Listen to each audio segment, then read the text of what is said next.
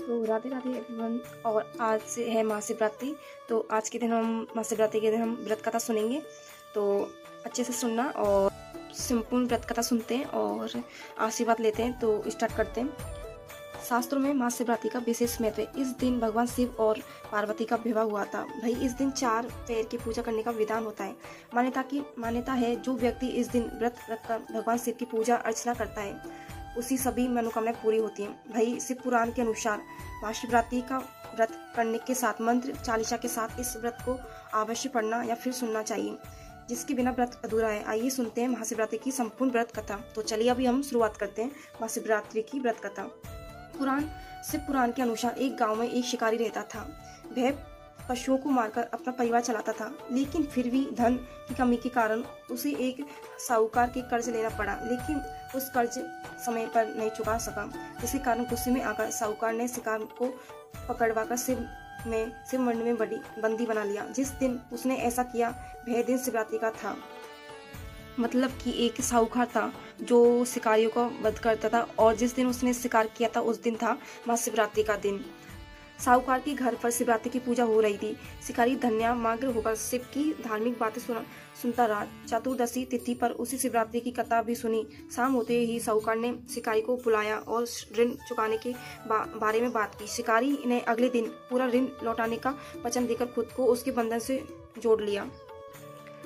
रात को एक फेर बीतने के बाद एक गृहिणी मृगी तालाब पर पानी पीने के लिए पहुंची।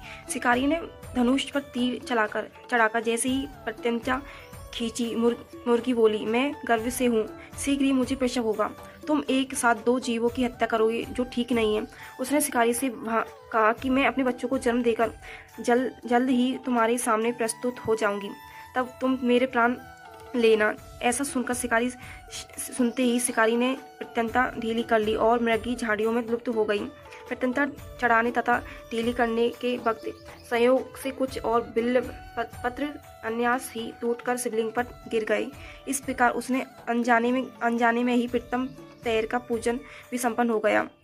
कुछ ही देर बाद एक दूसरी मृगी वहां से निकली। शिकारी की खुशी का ठिकाना न रहा। शिकार को देखते ही उसने धनुष पर बाण फिर से चढ़ाया। तब उसे देखकर मृगी ने विनम्रतापूर्ण निवेदन किया कि हे पार्थी, मैं थोड़ी देर पहले ही ऋतु से निवृत्त हुई हूँ, कामातुर गृहिणी हूँ, अपनी प्रिय की खोज में भटक रही हूँ। मैं अपने पति से मिलकर शीघ्र ही तुम्हारे पास आ जाऊंगी।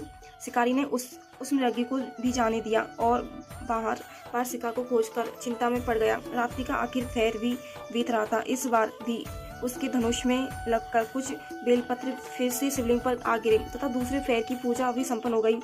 तभी हिरण अपने बच्चों के साथ उधर से निकली।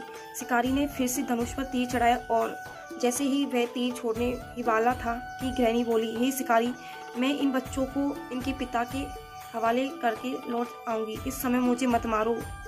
शिकारी हंसा और उसने कहा कि सामने आए शिकारी को छोड़ दूं। मैं एक मूर्ख नहीं, इससे पहले मैं 2 बार अपना शिकार खो चुका हूँ। मेरे बच्चे भूखे प्यासे होंगे। जवाब देते हुए हिरनी ने कहा, जैसे तुम्हें अपने बच्चों की ममता सता रही है वैसे ही मुझे भी। हे शिकारी, मेरा भरोसा करो, मैं इन्हें इनके पिता के पास छोड़कर वापस लौट का वचन देती हूँ। हिरनी का दीन स्वर सुनकर शिकारी को इस पर दया आ गई। उसने उस मृगी को भी जाने दिया। शिकारी के अभाव में भूखा प्यासा व व्याकुल शिकारी अनजाने में ही बेलपत्र तोड़कर नीचे फेंकता जा रहा था। वो फटने को हुई तो उसने एक हष्ट-पुष्ट मृग उसी रास्ते पर देखा। शिकारी ने सोचा कि इसका शिकार वह अवश्य करेगा। शिकारी की तनी प्रत्यंचा देखकर मृग बोला, हे शिकारी, यदि तुमने मुझसे पूर्व आने वाली 3 मृगियों तथा उसके बच्चों को मार डाला है तो मुझे भी मारने में देरी न करो, ताकि मुझे उनके वियोग में एक क्षण भी दुख न सहना पड़े। मतलब जो शिकारी था उसने 2 शिकार करे थे मगर उनको भी उन्होंने जाने दिया था। और फिर अब हिरन आया था। हिरन के बच्चे थे, वो बोल रहा था कि मैं उनको अपने पिता के पास छोड़ा, जब फिर मैं वचन देती हूँ फिर मैं वापस लौट के आऊँगी। तो फिर वो रास्ते में ही जाता हुआ मतलब एक शिकारी को देखता है तो वो बोलता है कि अगर आपने रास्ते में 3 मच्छी और हिरन देखा हो तो मुझे भी मार डालो, मैं भी कभी विनती नहीं करूँगा। तो उनने ऐसा बोला था। ताकि मुझे उनके वियोग में एक क्षण भी दुख न सहना पड़े, क्योंकि मैं उन हिरनियों का पति हूँ। यदि तुमने उन्हें जीवन दान दिया है तो मुझे भी कुछ क्षण का जीवन दे दो, मैं उनसे मिलकर तुम्हें क्षमक्ष उपस्थित हो जाऊंगा। मृग की बात सुनते ही शिकारी के सामने पूरी रात का घटना चक्र घूम गया। उसने सारी कथा मृग को सुनाई। तब मृग ने कहा, मेरी पत्नियां जिस प्रकार प्रत्याव्रत होकर गई हैं, मेरी मृत्यु से अपने धर्म का पालन नहीं कर पाएंगी। अतः जैसे तुमने उन्हें विश्वास पात्र मानकर छोड़ा है, वैसे ही मुझे भी जाने दो। मैं उन सबको साथ तुम्हारे सामने उपस्थित हो जाऊंगा। शिकारी ने उसे भी जाने दिया। इस प्रकार सुबह हो गई। व्रत, उपवास, रात्रि जागरण तथा शिवलिंग पर संयोग से बेलपत्र चढ़ाने से अनजाने में सही शिकारी की शिवरात्रि पूजा पूर्ण हो गई। अनजाने में हुई पूजन का परिणाम उसी तत्काल मिला। शिकारी का सिंहस्थ हृदय निर्मल हो गया और उसे भगवत प्रति का वास हो गया। थोड़ी ही देर बाद मृग अपने परिवार के साथ शिकारी के पास उपस्थित हो गया ताकि वह उनका शिकार कर सके। किंतु जंगली पशुओं की ऐसी सत्यता, सात्विकता एवं सामूहिक प्रेम भावना देखकर शिकारी को बड़ी ग्लानि हुई। उसने मृग परिवार को जाने दिया। अनजाने में शिवरात्रि की व्रत का पालन करने पर भी शिकारी को मोक्ष की प्राप्ति हुई। तब जब मृत्यु काल के समय यमदूत उसे ले जाने आए, शिव गुणों ने उन्हें वापस भेज दिया तथा वे शिकारी को विष्णुलोक ले गए। तो ये थी हमारी महाशिवरात्रि की व्रत कथा और हमने ये सारी चीज़ें सुनी।